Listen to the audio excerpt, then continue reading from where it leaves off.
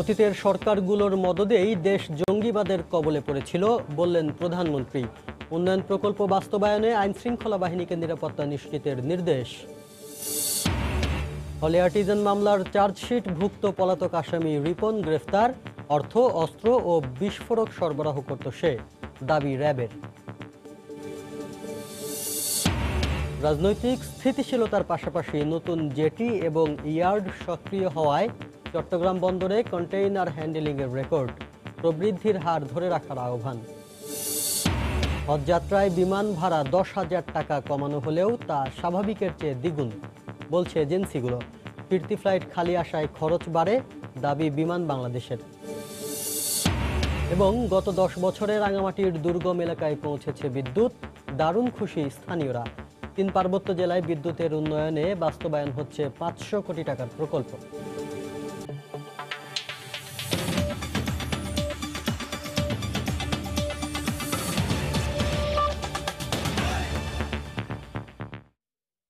সময় সংবাদের সঙ্গে আছি আমি শাফিন জাহিদ।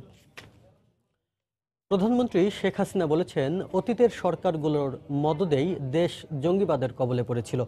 সকালে সচিবালয়ে স্বরাষ্ট্র মন্ত্রণালয় পরিদর্শন করে কথা বলেন তিনি। সকালে স্বরাষ্ট্র মন্ত্রণালয় পরিদর্শনে গেলে তাকে স্বাগত জানান সংশ্লিষ্ট মন্ত্রী আসাদুজ্জামান খান কামাল। আইনশৃঙ্খলা বাহিনীর বিভিন্ন সংস্থার প্রধান সহ মন্ত্রণালয়ের ঊর্ধ্বতন কর্মকর্তাদের সঙ্গে মতবিনিময় করেন প্রধানমন্ত্রী। এ সময় তিনি জঙ্গিবাদ নিয়ন্ত্রণের মতো কঠিন দায়িত্ব পালন করায় বাহিনীগুলোকে ধন্যবাদ জানান। একই সঙ্গে উন্নয়ন প্রকল্পগুলো যাতে যথাযথ বাস্তবায়ন হয় সে লক্ষ্যে সার্বিক নিরাপত্তা নিশ্চিতে আইনশৃঙ্খলা রক্ষা বাহিনীকে নির্দেশ দেন তিনি। মাদকের খারাপ দিকগুলোকে সমাজে বেশি বেশি প্রচার করে এর বিরুদ্ধে সচেতনতা সৃষ্টিতে সব মহলকে এগিয়ে আসারও আহ্বান জানান শেখ হাসিনা।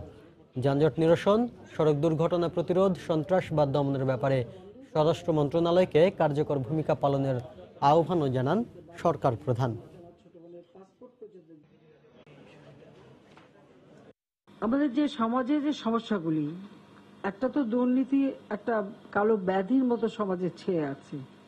কারণ যেখানে যে দেশেই মিলিটারি ডিক্টেটররা ক্ষমতা আসে তারা কিন্তু প্রথমে এই সমাজটাকে এভাবে ধ্বংস করে দেয়। কারণ দুর্নীতিটাকেই তারা নীতি হিসেবে নেয় এবং সুযোগও সৃষ্টি করে দেয়।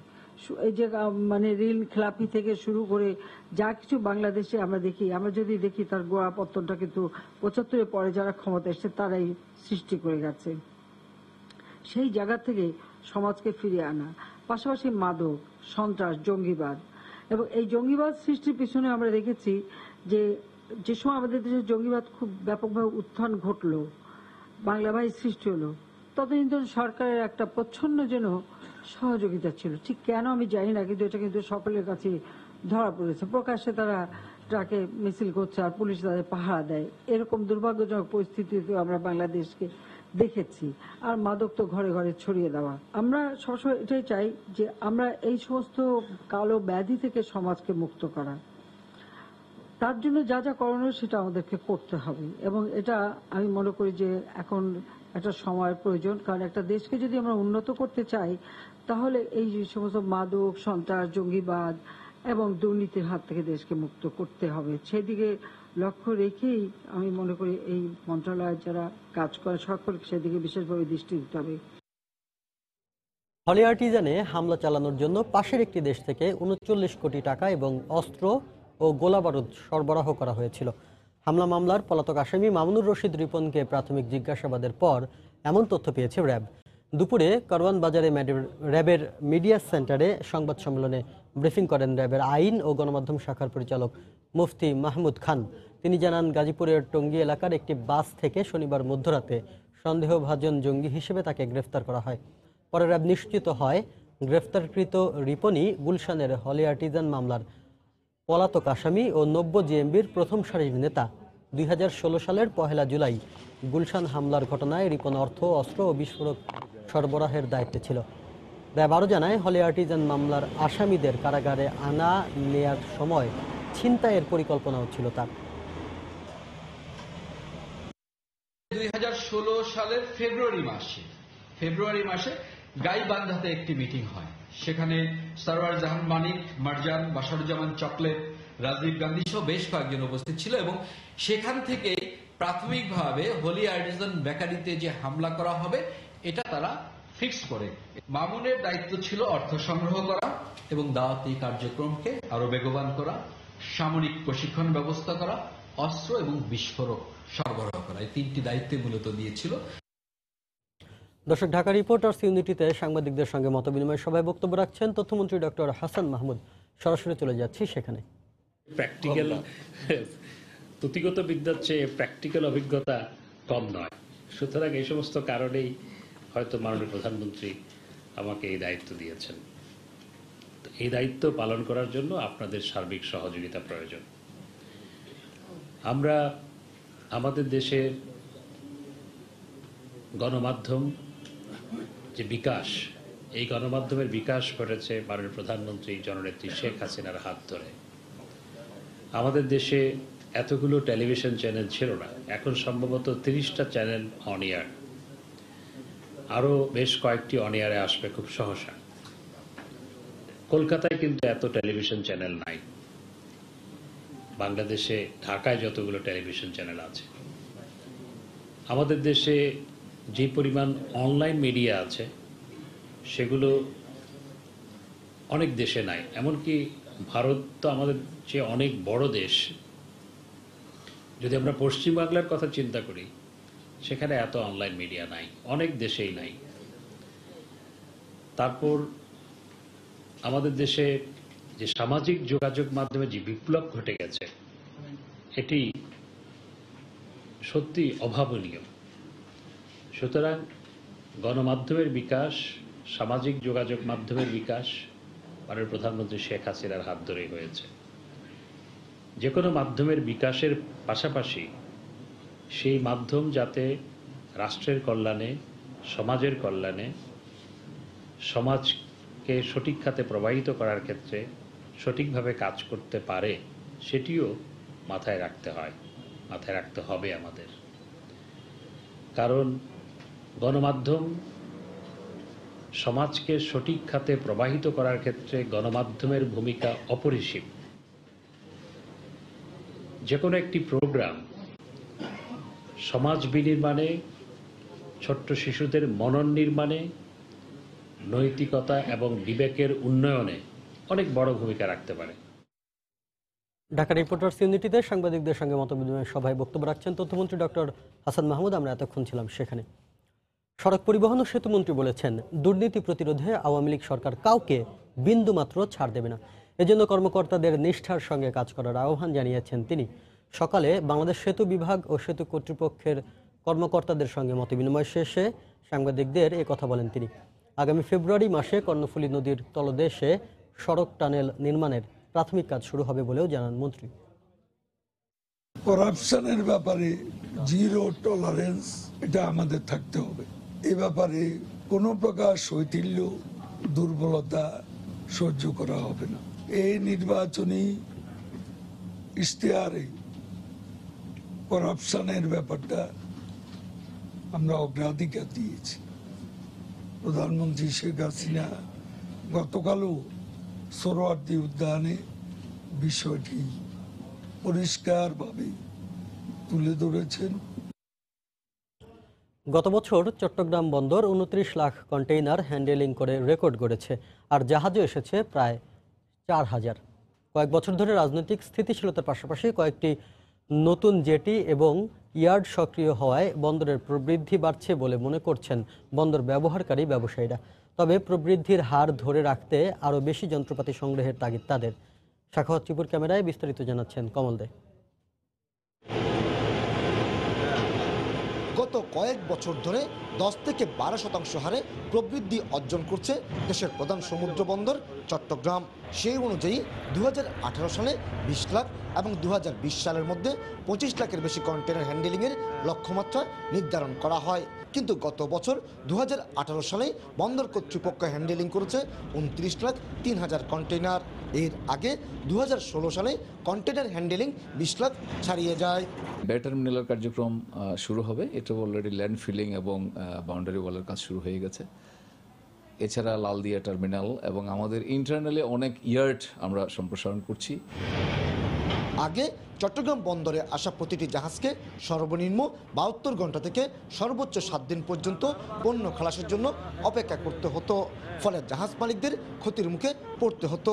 কিন্তু গত বছরের মাঝামাঝিতে বন্দরে স্থাপন করা হয়েছে 6টি গ্যান্ট্রি ট্রেন, ফলে কন্টেনার উঠানামায় গতি এসেছে আর জাহাজ আসার পরিমাণও বেড়েছে। বন্দরে যে ইকুইপমেন্ট স্বল্পতা ছিল সেই ইকুইপমেন্ট স্বল্পতা কমেছে, 6টা গ্যান্ট্রি ট্রেন এসেছে, আরও অনেক ইকুইপমেন্ট আসতেছে। এগুলি হলে পরে আমাদের যে এক্সপোর্ট এবং ইম্পোর্ট দুইটারই কিন্তু সক্ষমতা বাড়বে। এদিকে গত কয়েক বছর ধরে রাজনৈতিক স্থিতিশীলতার পাশাপাশি কয়েকটি নতুন জেটি এবং ইয়ার্ড সক্রিয় হয় বন্দরে প্রবৃদ্ধি বাড়ছে বলে মনে করছেন বন্দর ব্যবহারকারী এই ব্যবসায়ী। বন্দরের যে কার্যক্রম যেভাবে হচ্ছে এগিয়ে যাচ্ছে, সেখানে আপনার 2020 সালে যেটা সম্পন্ন হওয়ার কথা ছিল, ভলিউম যেটা হওয়ার কথা ছিল, যেটা আমরা 2018 সালে এটা হয়ে গেছে। এটার মূল কারণ হলো রাজনৈতিকভাবে খুব একটা অস্থিতিশীল দেশ ছিল না। বন্দর কর্মকর্তারা জানিয়েছেন গত বছর চট্টগ্রাম বন্দরের সার্বিক প্রবৃদ্ধি হয়েছে 12.98%। এর মধ্যে কন্টেনার উঠানামায় প্রবৃদ্ধি হয়েছে 8.88% এবং জাহাজ আসার প্রবৃদ্ধি 11.19%। কমল দে, সময় সংবাদ, চট্টগ্রাম। এবছর হজ যাত্রায় বিমান ভাড়া 10,000 টাকা কমানো হলেও তা এখনও বাংলাদেশ বিমান ও সৌদি এয়ারলাইন্সের স্বাভাবিক ভাড়ার চেয়ে দ্বিগুণ বলে অভিযোগ করেছে হজ এজেন্সিগুলো। তাই বিমানের পাশাপাশি থার্ড ক্যারিয়ারে হজযাত্রী বহনের সুযোগ দেওয়ার আহ্বান তাদের। তবে বাংলাদেশ বিমান বলছে সৌদি সিভিল এভিয়েশন কর্তৃপক্ষের স্লট অনুযায়ী হজ প্যাকেজ তৈরি করা হয়। এদিকে জটিলতা এড়াতে হজ নীতিমালায় এবার আগেই হজযাত্রী প্রতিস্থাপনের হার 4% থেকে বাড়িয়ে যৌক্তিক ও সুনির্দিষ্ট করার দাবি জানিয়েছে হজ এজেন্সিগুলো। আরও জানাচ্ছেন হাজেরা শিউলি। নিবন্ধিত কোনো হজযাত্রী মারা গেলে বা গুরুতর অসুস্থ হলে তার বদলি হিসেবে অন্য কাউকে হজ করার সুবিধা দেয় ধর্ম মন্ত্রণালয়। বর্তমানে প্রতিস্থাপন কোটার হার 4% থাকলেও প্রতি বছরই এজেন্সিগুলোর দাবির মুখে পরে তা বাড়ায় মন্ত্রণালয়। এক্ষেত্রে যাত্রীর অভাবে হজ ফ্লাইট বাতিল সহ তৈরি হয় নানা জটিলতা। এই প্রেক্ষাপটে এবার হজ নীতিমালায় প্রতিস্থাপন কোটা আগেই বাড়িয়ে যৌক্তিক করা এবং নিবন্ধিতদের হজে যাওয়া নিশ্চিত করতে চূড়ান্ত নিবন্ধনের সময় পুরো টাকা জমা নেওয়া বাধ্যতামূলক করার পরামর্শ তাদের। রিপ্লেসমেন্ট 8-9 এরকম একটা পার্সেন্টেজ যদি থাকে এবং এটা যদি আগেই করে দেওয়া হয়, তাহলে পরবর্তীতে ধাপে ধাপে বাড়তে যে বিমানের ফ্লাইটের যেই ঝামেলাগুলো হয়, যে যাত্রী পাচ্ছে না, এই ধরনের কোনো ঝামেলা হবে বলে আমি মনে করি না। চূড়ান্ত নিবন্ধনের সময় ফুল টাকাটা যেন গভর্নমেন্ট নিয়ে নেয়, তাহলে মধ্যস্বত্বভোগী যারা থাকে তারা টাকা নিয়ে পালানোর সুযোগ পাবে না। হাবের অভিযোগ, সৌদি এয়ারলাইন্স ও বাংলাদেশ বিমানের হজ প্যাকেজের মেয়াদ তুলনামূলক দীর্ঘ ও ভাড়া বেশি। তাই অন্যান্য এয়ারলাইন্সকেও হজযাত্রী পরিবহনের সুযোগ দেওয়ার দাবি সংগঠনটির। নীতিমালাতে আছে 35 থেকে 45 দিনের মধ্যে। গত বছর 62 দিনও প্যাকেজ হয়েছে। থাকার খরচ বেশি বাড়ে, খাওয়ার খরচ বাড়ে। নর্মালি আমরা ধরেন উমরার জন্য 44 থেকে 50,000 টাকার ওয়ানের রিটার্ন টিকিট ইউজ করি। ওই সময় খালি আসার কারণে আপনি ডাবল করতে পারেন। এর বেশি হওয়া যুক্তিকতা দেখি না। রেস্ট্রিক্টেড ওয়েতে থার্ড ক্যারিয়ারকে ছাড় দিলে মানুষের সুবিধা হবে। ফিরতি ফ্লাইট খালি আসায় হজের সময় বেশি ভাড়া নেওয়া হয় দাবি করে বাংলাদেশ বিমান বলছে সৌদি সিভিল এভিয়েশন কর্তৃপক্ষের স্লট অনুযায়ী হজ প্যাকেজের মেয়াদ নির্ধারণ ও ফ্লাইট শিডিউল করা হয়। হজ প্যাকেজটি আমাদের 45 দিন থেকে সর্বোচ্চ 50 দিনের মধ্যে কিন্তু আমাদের হজ প্যাকেজ হয়ে যায়। যদি 50 দিনের অতিরিক্ত কেউ বলে থাকে, সেটি তাদের প্রয়োজনে তারা নিয়েছে। হজের ক্ষেত্রে যে ভাড়াটি নির্ধারণ করা হয়ে থাকে সেটি কিন্তু আমাদের স্বাভাবিক যে ফ্লাইটের ভাড়ার সঙ্গে সামঞ্জস্যপূর্ণ কখনোই রাখা সম্ভব নয়, কারণ বিমানটি ফ্লাইটে কিন্তু আমি কোনো ফ্লাইট প্যাসেঞ্জার আমরা আনার কোনো অনুমতি সৌদি কর্তৃপক্ষ পাই না, অর্থাৎ পুরো ফ্লাইট আমার খালি আসে। ফেব্রুয়ারিতে হজযাত্রীদের চূড়ান্ত নিবন্ধন শুরুর আগে হজ নীতিমালা ঘোষণা করার কথা ধর্ম মন্ত্রণালয়ের।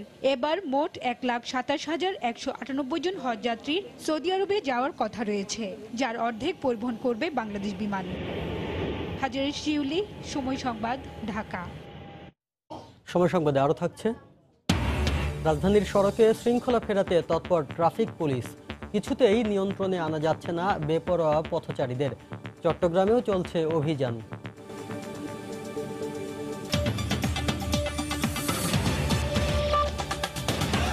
গত 10 বছরে নানা উদ্যোগের ফলে রাঙামাটিতে আমূল পরিবর্তন হয়েছে বিদ্যুৎ ব্যবস্থার। স্বাধীনতার 47 বছর পর বিদ্যুতের আলোয় আলোকিত হয়েছে জেলার দুর্গম 2 উপজেলা বরকল ও জুরাছড়ি। বিদ্যুৎ পাওয়ায় দারুণ খুশি সেখানকার মানুষও। রাঙামাটি প্রতিনিধি হেফাজত সবুজের তথ্য ও ছবি নিয়ে রিপোর্ট। 1960 সালে জলবিদ্যুৎ উৎপাদনের লক্ষ্যে কাপ্তাইয়ের কর্ণফুলী নদীর উপর বাঁধ দিয়ে সৃষ্টি করা হয় 725 বর্গ কিলোমিটারের কৃত্রিম হ্রদ। এশিয়ার সর্ববৃহৎ কৃত্রিম এই হ্রদের পানিতে তলিয়ে যায় জেলার বিস্তীর্ণ জনপদ। কিন্তু রাঙামাটির দুর্গম অঞ্চলে বিদ্যুৎ মিলেছে 50 বছর পর। জেলায় বিদ্যুৎ খাতে নানা উদ্যোগের আমূল পরিবর্তন হয়েছে। শহরের পাশেই গ্রিড উপকেন্দ্র স্থাপনের ফলে লোড ক্যাপাসিটির সমস্যা সহ লোডশেডিং নেই বললে চলে। বিদ্যুতের বিষয়ে বলতে গেলে আগের চেয়ে অনেকটা অগ্রগতি আমরা লক্ষ্য করছি। এখন 8টি সাব স্টেশন হওয়ার কারণে রাঙ্গামাটির প্রায় প্রত্যেকটা উপজেলায় একদম প্রত্যন্ত অঞ্চলে বিদ্যুৎ পৌঁছে গেছে। স্বাধীনতার 47 বছর পর জেলার 2 দুর্গম উপজেলা বরকল ও জোড়াছড়িতে সড়ক পথের ব্যবস্থা করা না গেলেও পৌঁছে গেছে বিদ্যুৎ সরবরাহ। এত বছর পর বিদ্যুৎ পাওয়ায় খুশি এসব উপজেলার বাসিন্দারা।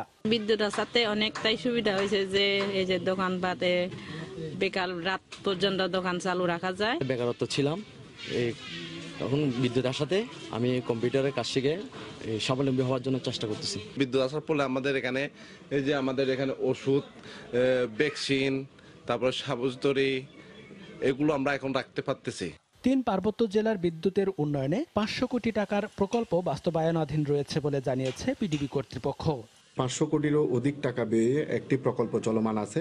এই প্রকল্পটি বাস্তবায়িত হলে রাঙ্গামাটিতে 60 মেগাওয়াট পর্যন্ত বিদ্যুৎ সরবরাহ করা যাবে। বর্তমানে জেলার সবকটি উপজেলায় বিদ্যুৎ সরবরাহ ব্যবস্থা চালু রয়েছে। এতে 46,000 গ্রাহক বিদ্যুৎ সুবিধা পাচ্ছে, যা গত 10 বছরে দ্বিগুণ হয়েছে। সময় সংবাদ, রাঙ্গামাটি।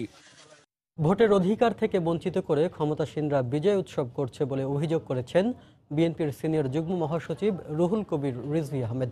সকালে নয়াপল্টনে দলের কেন্দ্রীয় কার্যালয়ে সংবাদ সম্মেলনে তিনি একথা বলেন। জনগণের ম্যান্ডেট ছাড়া কোনো সরকার কখনোই টিকতে পারে না। ভয় দেখিয়েও বেশি দিন টেকা যায় না। ম্যাকিয়েভেলির নীতি অবলম্বন করে ক্ষমতায় থাকার দিন শেষ হয়ে গেছে। ভুয়া ভোটের মিথ্যা জয়ে আওয়ামী লীগ ও এর অঙ্গ সংগঠনগুলোর নেতাকর্মীরা পৈশাচিক উল্লাসে মেতে উঠেছে। কুৎসিত অপকর্ম করতে তারা এখন বেপরোয়া।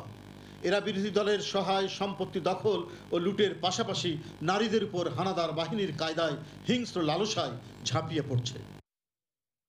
উপজেলা পরিষদের নির্বাচনকে ঘিরে ফেনীতে চলছে নানা জল্পনা কল্পনা। মূল আলোচনার কেন্দ্রে রাজনৈতিক দলগুলো কেমন প্রার্থী মনোনয়ন দেবে, আগামীর নতুনরা স্থানীয় সমস্যাগুলো সমাধানে এগিয়ে আসবেন এমন প্রত্যাশা ভোটারদের। তবে এলাকার উন্নয়নে ভূমিকা রাখবে এমন প্রার্থীকেই নির্বাচিত করতে চান তারা। রাস্তাঘাট, টোল কারবার, স্কুল কলেজ যারা উন্নয়ন করে ওই ধরনের প্রার্থী বাছাই করে দিব। মারামারি, কারাগারি, হারাহারি এটা আমরা চাই না। আমরা যেন নিজের ভোটটা নিজে দিতে পারি, নিজের পছন্দ মতো প্রার্থীকে দিতে পারি। আইন শৃঙ্খলা নিয়ন্ত্রণ থাকা চাই, সন্ত্রাস মুক্ত চাই। ফেনী থেকে চাউলি যে রাস্তাটা এখন বর্তমানে সরু আছে, ওইটা আরো প্রশস্ত করার দরকার। ভবিষ্যতে যে চেয়ারম্যান নির্বাচিত হবেন ওনার কাছে আমাদের দাবিটা থাকবে। শিক্ষা ব্যবস্থা অনেক উন্নত হতে হবে। চুরি ডাকাতি যেন না হয় এবং বিশৃঙ্খলা যেন না হয়, একটা শান্তিপূর্ণ মানুষ বসবাস করতে পারে। দিবাঙ্গন রোধ করতে হবে এবং পাহাড়ি দল নিয়ন্ত্রণ করতে হবে। যিনি শিক্ষিত, ভদ্র এবং সর্বোপরি সবার জন্য কাজ করবেন। আমাদের জেলার সাথে লোকাল বাস সার্ভিসটা যেন চালু করে, এটাই আমাদের প্রত্যাশা। প্রতিনিধি চাই এমন যে যাতে ওই প্রার্থী কোনো দল মতের নির্বিশেষে উনি জনগণের সেবা করবেন। প্রভাব, স্বজনপ্রীতি আর নানা অনিয়মে সঠিকভাবে কাজ করছে না হতদরিদ্রদের জীবনমান উন্নয়নে সরকারের নেওয়া নানা পদক্ষেপ, এমন অভিযোগ রাজশাহীর প্রান্তিক আয়ের সেবা প্রত্যাশীদের। জনপ্রতিনিধিরা বিষয়টি স্বীকার করে দুষছেন একে অন্যকে। বিশ্লেষকদের তাগিদ, অবহেলিতদের বৈষম্য বন্ধে অনিয়মকারীদের বিরুদ্ধে নিতে হবে কঠোর ব্যবস্থা। রাকিবুল হাসানের রিপোর্ট, ছবি তুলেছেন হাবিবুর রহমান পাপ্পু। বয়সের ভারে নুয়ে পড়েছেন তানোর মন্ডুমালা পৌরসভার সাঁওতাল সম্প্রদায়ের পিলিচিতা মার্ডি।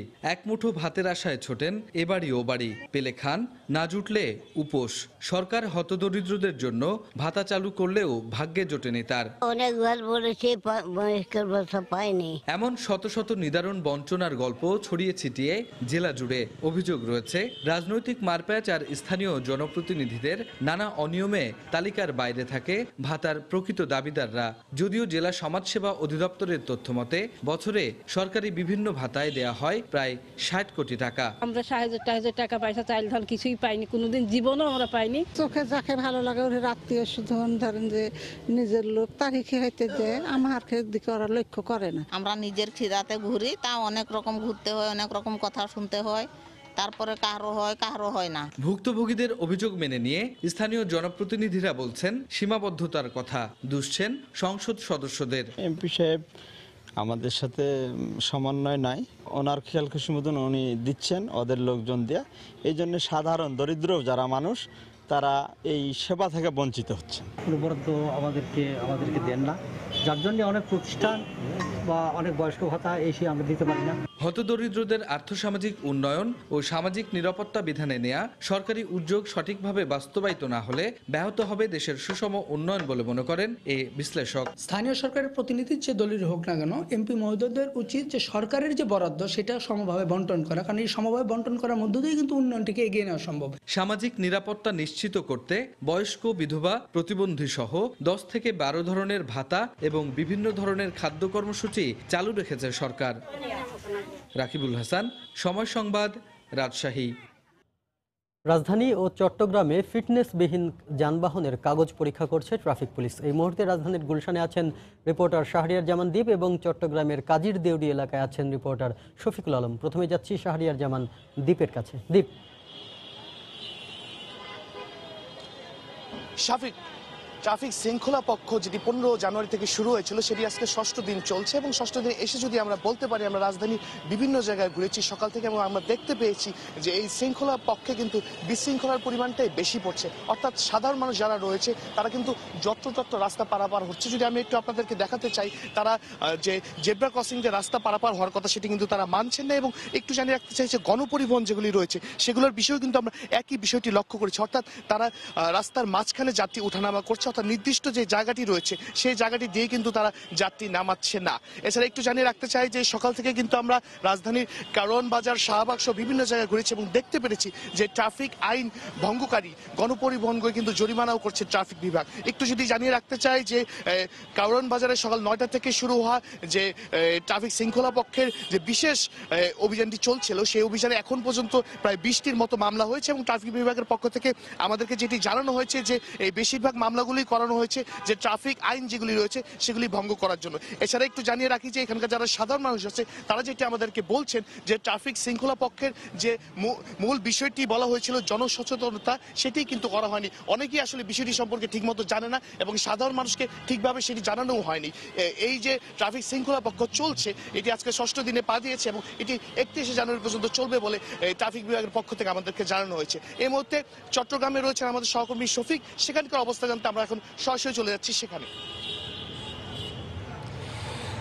দীপ, আপনাকে যেটি বলতে পারি সেটি হচ্ছে চট্টগ্রামেও কিন্তু ফিটনেসবিহীন গাড়ি এবং যে গাড়িগুলোর লাইসেন্স নেই এবং যে চালকদের লাইসেন্স ত্রুটি রয়েছে এগুলোর বিরুদ্ধে এখানে অভিযান শুরু করেছে বিআরটি এর পক্ষ থেকে। সকাল থেকে কিন্তু চট্টগ্রামের প্রায় 3টি এলাকায়, বিশেষ করে টাইগার পাস, ওয়াসা এবং এই কাজির দিউড়ি এলাকা কিন্তু তারা অভিযান শুরু করেছে এর পক্ষ থেকে, বিআরটি এর পক্ষ থেকে। আপনি হয়তো দেখতে পাচ্ছেন অনেক গাড়ি কিন্তু এখানে দাঁড়িয়ে আছে, যারা যে গাড়িগুলো আসলে ফিটনেস নেই এবং বিশেষ করে এখানে মোটরসাইকেলও যেগুলো হেলমেট নেই সেরকম গাড়ি কিন্তু এখানে ধরে রাখা হয়েছে। পুলিশের পক্ষ থেকে কিন্তু বিভিন্ন যে গাড়িগুলো রয়েছে সেগুলোকে তল্লাশি চালানো হচ্ছে পুলিশের পক্ষ থেকে এবং তাদের মধ্যে কি লাইসেন্স আছে কিনা, কাগজপত্র আছে কিনা সেগুলো যাচাই বাছাই করা হচ্ছে পুলিশের পক্ষ থেকে। এবং আরেকটি বিষয় হচ্ছে যে গাড়িগুলো সিট আছে সেগুলো নির্দিষ্ট সিট আছে কিনা এবং রোড পারমিট আছে কিনা সেই বিষয়গুলো দেখাশোনা করা হচ্ছে। এবং সকাল থেকে আমরা দেখি যে বেশ কিছু জরিমানা করা হচ্ছে, কাউকে 500 টাকা, কাউকে 1000 টাকা এভাবে জরিমানা করা হচ্ছে। এখানে যে অভিযানটি আসলে পরিচালনা করা হচ্ছে সেটি হচ্ছে বিআরটি এর নির্বাহী ম্যাজিস্ট্রেট সোহেল রানার নেতৃত্বে এই অভিযানটি পরিচালনা করা হচ্ছে এবং সাধারণ মানুষের মধ্যে মিশ্র প্রতিক্রিয়া রয়েছে। কেউ বলছেন এই বিষয়টি, এই যে অভিযানটি তারা পজিটিভভাবে দেখছেন, কারণ এরকম করা প্রয়োজন। তবে যাদের কাছ থেকে জরিমানা করা হচ্ছে তারা বলছেন যে আসলে তাদেরকে বিভিন্ন সব মামলা দেওয়া হয়েছে, তাদেরকে বিভিন্ন সময় মামলা দেওয়া হয়েছে, মামলা দেওয়ার পরেও কিন্তু তাদেরকে তার জরিমানা করা হচ্ছে, এই বিষয়টি তারা পজিটিভভাবে দেখছেন না। তো আপনাকে যেটি বলতে পারি সব কিছু মিলিয়ে কিন্তু সকাল থেকে এখানে অভিযান পরিচালনা করা হচ্ছে বিআরটি এর পক্ষ থেকে। দুই সহকর্মী ট্রাফিক শৃঙ্খলা পক্ষের খবর জানাচ্ছিলেন কাজীদের এলাকা থেকে শফিকুল আলম এবং এর আগে রাজধানীর গুলশান এলাকা থেকে শাহরিয়ার জামান দ্বীপ। 10 বছর পর মৌলভীবাজারের কাওয়াদিঘি হাওরে বড় মৌসুমে ধান চাষের ধুম পড়েছে। চাষিরা বলছেন জলাবদ্ধতা না থাকায় এবারই এই হাওরের চাষিরা সঠিক সময়ে বীজতলা তৈরি ও চারা রোপণ কাজ করতে পারছেন। কৃষি বিভাগ বলছে এজন্য জেলায় 600 হেক্টর অতিরিক্ত জমিতে ধান চাষ হবে। শাহ অলিদুর রহমানের পাঠানো তথ্য ও ছবি নিয়ে রিপোর্ট।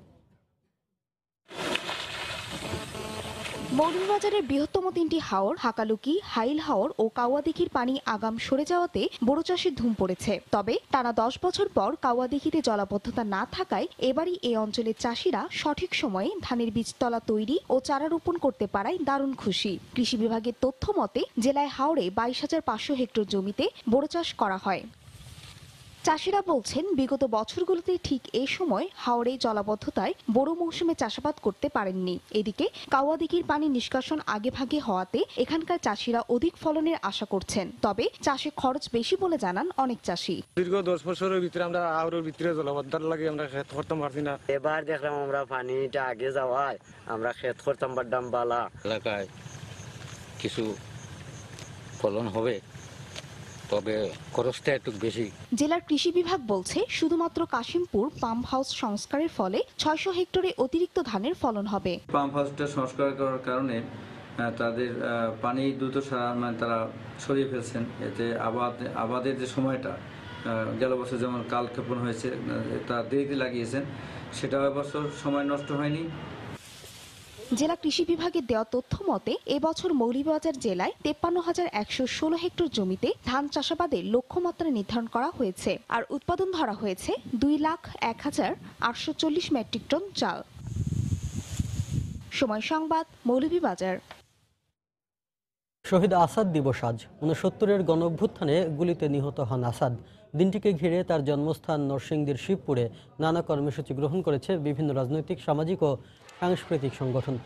1969 সালের 20 জানুয়ারি তৎকালীন পাকিস্তান শাসক গোষ্ঠীর অন্যায় অত্যাচারের বিরুদ্ধে বঙ্গবন্ধুর 6 দফার সঙ্গে একাত্মতা প্রকাশ করে 11 দফা দাবিতে মিছিল বের করে ছাত্র সমাজ। এক পর্যায়ে পুলিশ মিছিলে গুলি করলে শহীদ হন আসাদ। এরপর থেকে নানা আয়োজনে দিনটি পালন করে আসছে বিভিন্ন সংগঠন। তবে দীর্ঘ 50 বছরেও ইতিহাসের এই নায়ককে মূল্যায়ন করা হয়নি বলে অভিযোগ স্থানীয়দের।